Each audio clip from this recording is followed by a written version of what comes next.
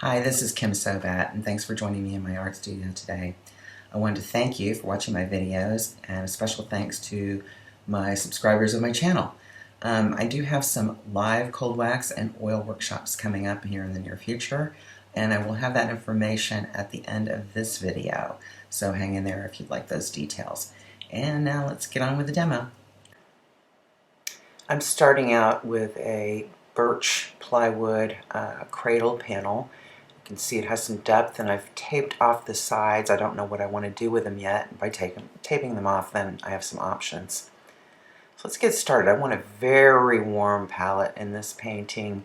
The temperatures have been so warm, it just seems appropriate. And so I'm going to go in with some burnt sienna.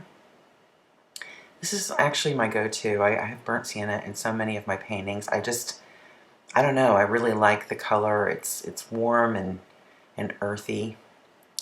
And I'm going to spread it around a little bit. Now you can just scrape this paint off your squeegee and put it back on there. There's no point in wasting it. And move that all around, make it nice and smooth. And now I'm going in with some orange. This is cadmium orange. So you can see, yeah, really getting a heated up palette here with the orange and the brown. Smooth this out.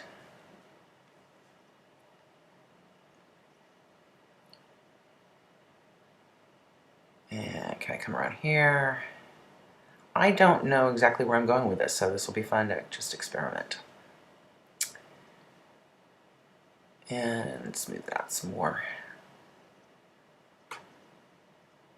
Kind of drag it a little bit, bring it down into the brown a little bit.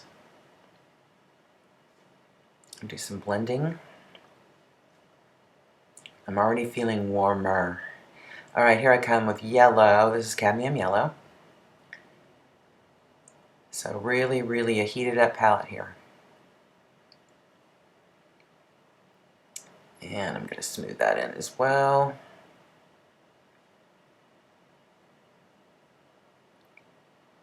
Okay, drag it down a little bit into the brown and the orange.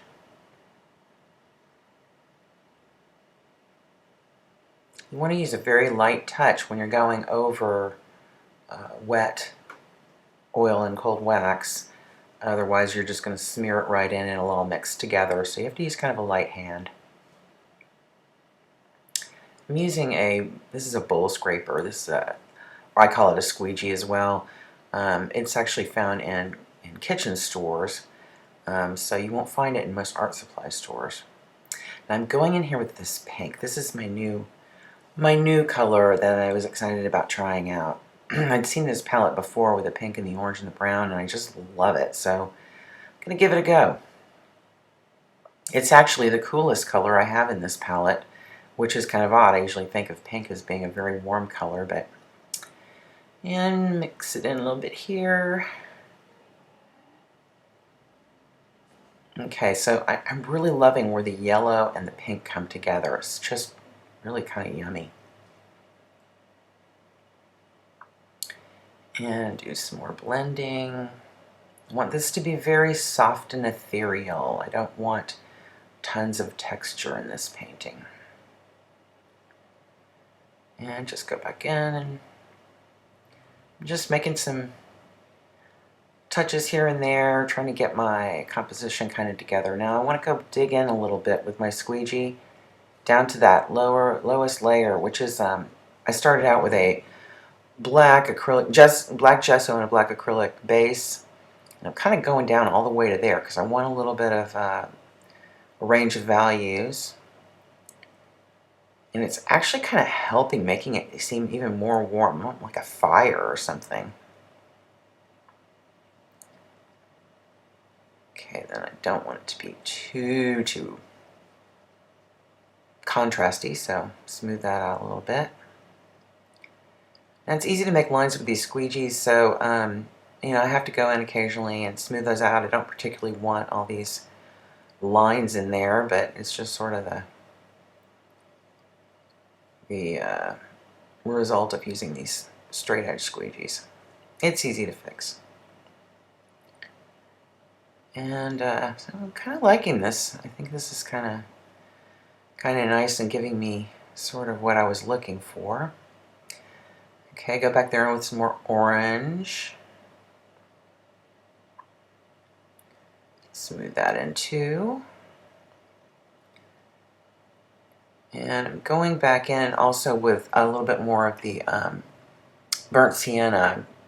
Covered a lot of that, and that's okay. You can add and take away all you want.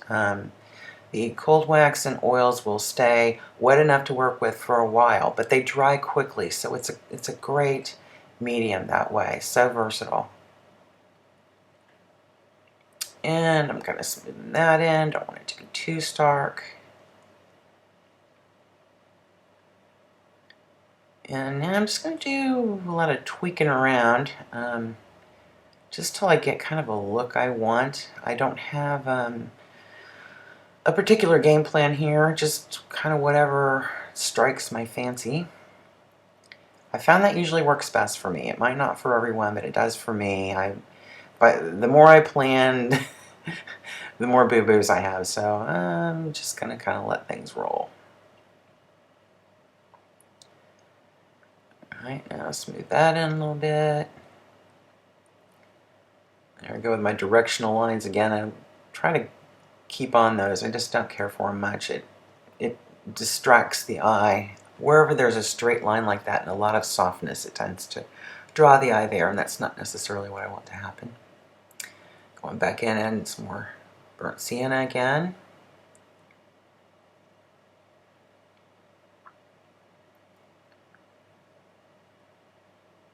I really like this color combination. It's working for me.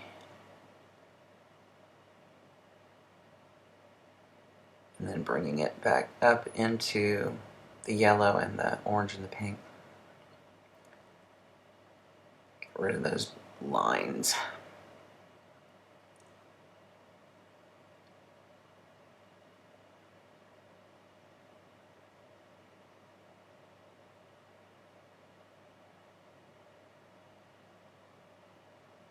Okay, that's better. Soften it up a little bit.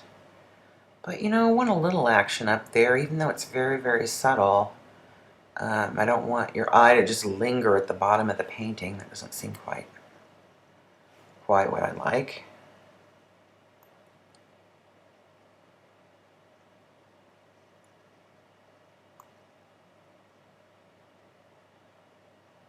Okay, soften that up a little bit.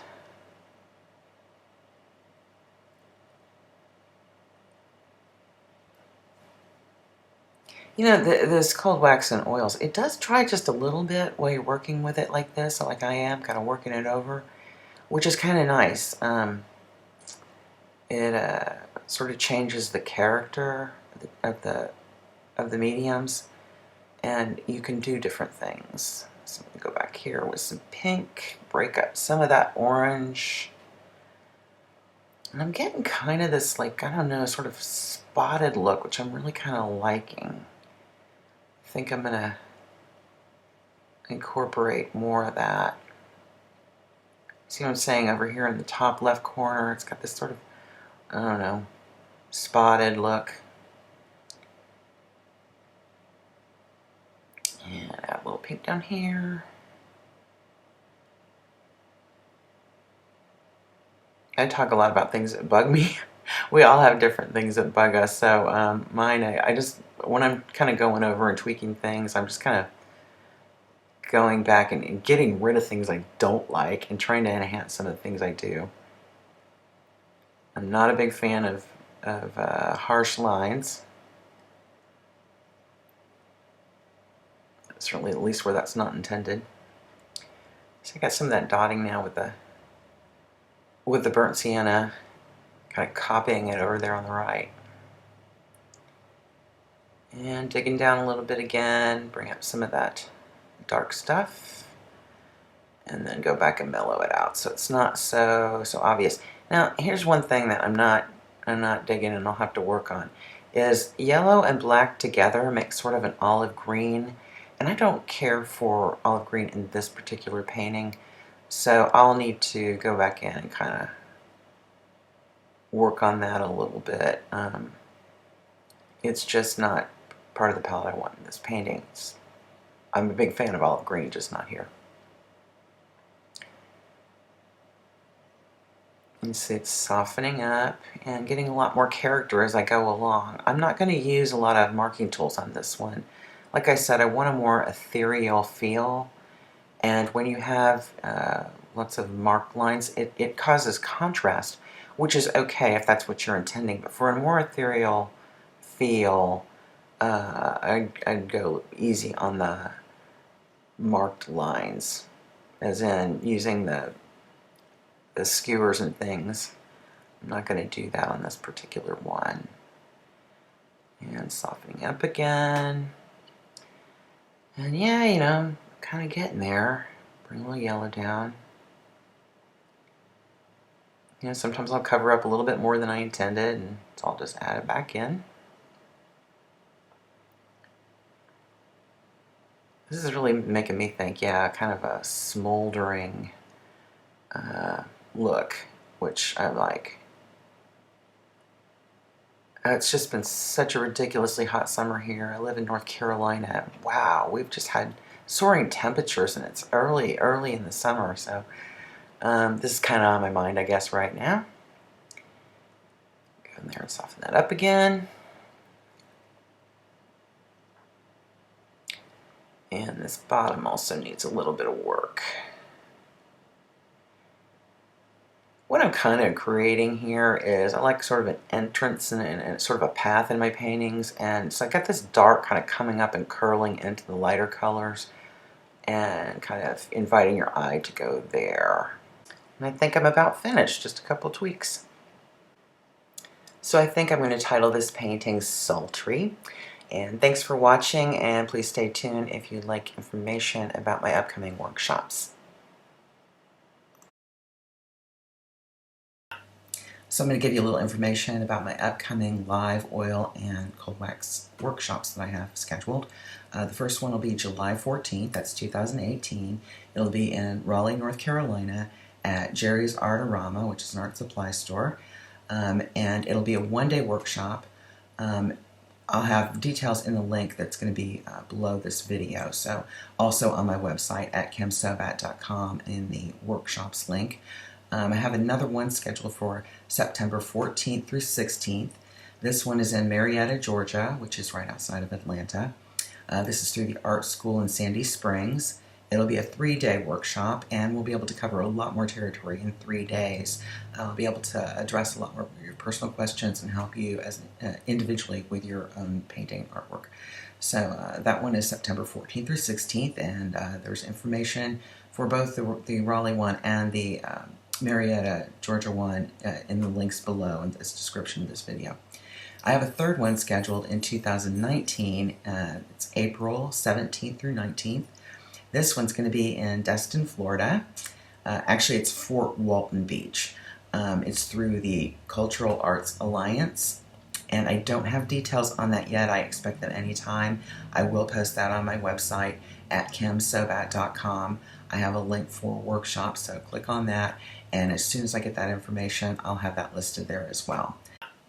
All right, well, thank you for watching my video, and hope you have a great day. Thank you.